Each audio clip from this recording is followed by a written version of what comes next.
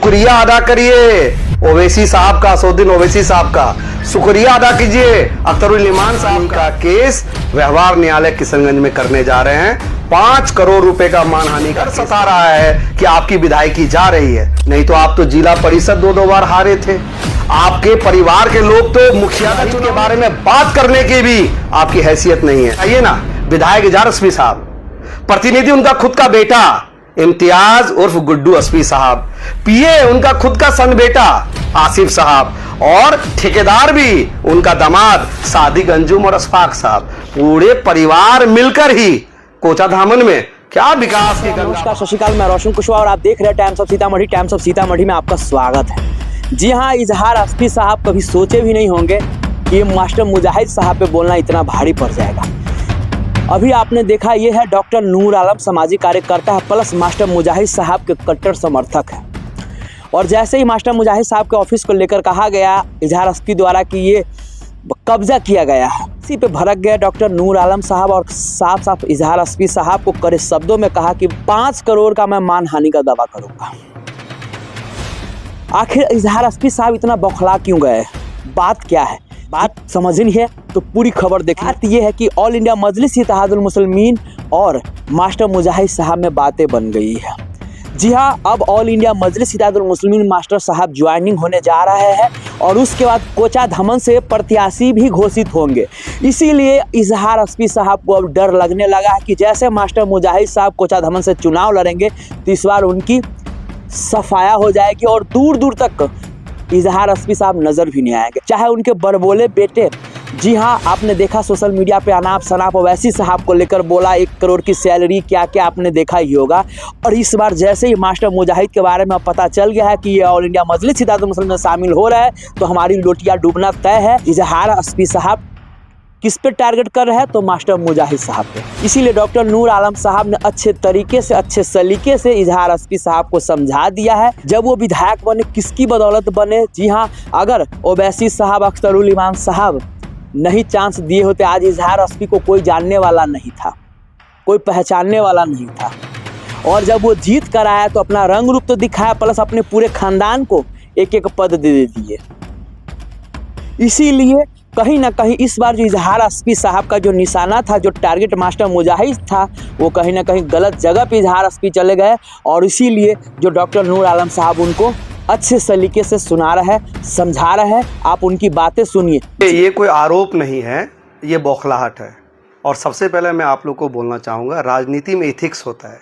राजनीति में भी नैतिकता, अनुशासन और मर्यादा को बनाकर रखना होता है।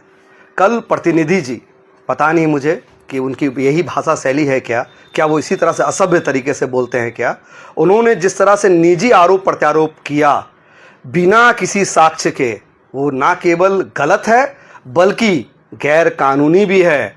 और हम लोग उन पर मानहानि का केस व्यवहार न्यायालय किशनगंज में करने जा रहे हैं।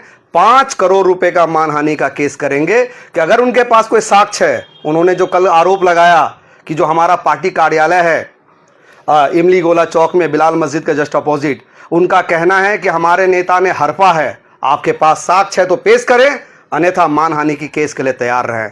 और बिना जानकारी के अनर्गल आरोप ना लगाएं। आपकी बौखलाहट समझ में आ रही है, आपको डर सता रहा है कि आपकी विधायकी जा रही है। वही विधायकी ना जो आप ये समझिए, आपको विधायकी कैसे मिली? खैरात में मिली। शुक्रिया अदा करिए ओवैसी साहब का, असदुद्दीन ओवैसी साहब का शुक्रिया अदा कीजिए, अख्तरुल इमान साहब का, जिनके खैरात पर और हम लोगों का वोट लेकर जीते, हमारे जज्बात को जगाकर एनआरसी और सीए के नाम पर। नहीं तो आप तो जिला परिषद 2 बार हारे थे। आपके परिवार के लोग तो मुखिया का चुनाव नहीं जीत पाए। मैं कंप्लीट कर लूं, आप काठा माठा में ही रहते हैं ना, वार्ड नंबर 11 में। वार्ड नंबर 11 में तो आपके परिवार के लोग मेंबर तक का चुनाव नहीं जीत पाए। वहां का मेंबर रागिब है, जो रागिब हमारा लड़का है, और वो आपके गांव में, आपके वार्ड में आपको धूल चटाने का काम करता है। क्या बात करते हैं साहब? आप 36,000 वोट से हमारे नेता को हराए। एक ही बार काट का हांडी चढ़ता है। लोगों का जज्बात से एक ही बार खेल सकते हैं। आप कितनी बार हारे? कितना वोट लाया आपने कोचाधामन में? मुंह मत खुलवाइए। 5,000 वोट का रिकॉर्ड भी हमें याद है।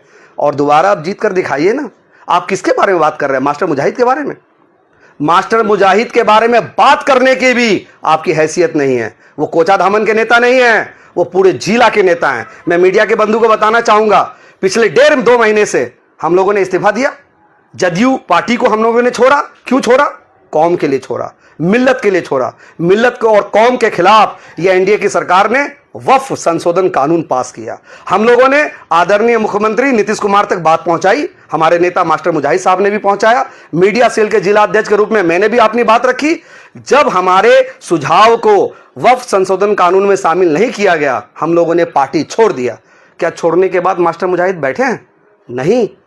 छोड़ने के बाद भी जो काम वर्तमान विधायक इजहार हस्बी साहब का है वो नहीं कर रहे हैं, हम लोग कर रहे हैं। मैं कुछ उदाहरण आपको देना चाहूंगा। आपको पता है अभी पानीपत में अज्जद रजा, जो हमारे कोचाधामन का ही निवासी था, वो वहां पर काम करता था। उनके टोपी पहने रहने के कारण, जो नमाज के लिए जो टोपी पहनते हैं, उसके कारण वहां का शिशु लाला नामक एक व्यक्ति, एक नफरती चिंटू, उसने डंडे से उसके सर पे वार किया और डंडे पे वार करने के कारण सर पे गंभीर रूप से चोट लगी और उसकी मृत्यु हो गई। उसको न्याय दिलाने का काम, वहां के डीजीपी से बात करने का काम किनका होता है साहब? वर्तमान विधायक का। क्या वो उन्होंने किया? ये काम हमारे मास्टर मुजाहिद साहब ने किया। और केवल अज्जद रजा नहीं, मनोज हरिजन का मामला आप लोगों ने सुना होगा, जो गुड़गांव में काम करते थे और 4 मंजिल से गिरकर उनका जो है जो उनको चोट लगी और फिर 2 से 3 दिन बाद उनका इंतकाल हो गया। उनको भी न्याय दिलाने का काम, 7.5 लाख रुपए उनके परिवार को दिलाने का काम कोचाधामन का व्यक्ति था। किनका था? वर्तमान विधायक का। आपका काम हम लोग करें और आप बदतमीजी और ऐसे वर्ड, ऐसे शब्द का प्रयोग आप कर रहे हैं जिसका राजनीति के साथ साथ सामाजिक जीवन में भी कहीं पर भी इसकी स्वीकार्यता नहीं है। ऐसे शब्द आप बोलते हैं। क्या आप ऐसे ही बोलचाल कर में अपने शब्दों का प्रयोग करते हैं? अरे भाई, सभ्यता से रहे। इसी तरह डॉक्टर असद आजम के बारे में तो आप लोगों ने सुना होगा।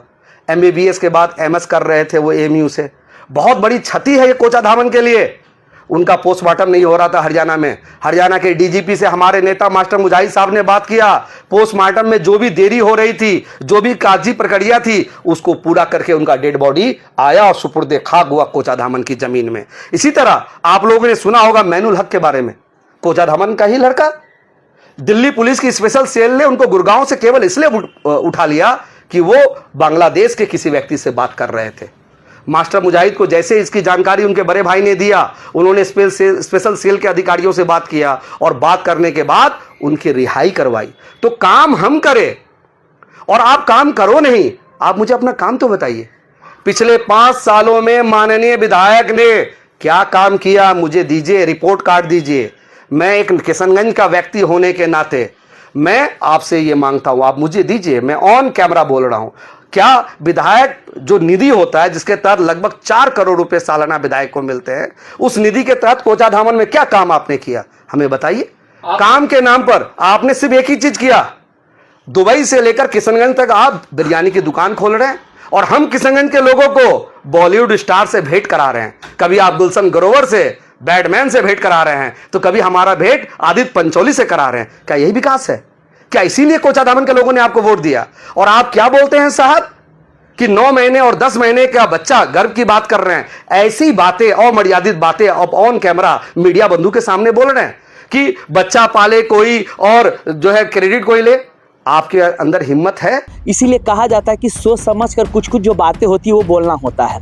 अगर आप सोच समझ के नहीं बोलते हैं और कुछ भी अनाप शनाप बोलते हैं तो वो बाद में क्या होता है, लेनी का देनी हो जाता है। और जिस तरह से कोचाधामन की आवाम आप देख रहे हैं, साफ इजहार हस्बी साहब को नकार रहे हैं और ऑल इंडिया मजलिस इत्तेहादुल मुस्लिमीन से जो आएंगे उनको बस गले लगा रहे हैं। इसीलिए तकलीफ दर्द यही है और कुछ नहीं है।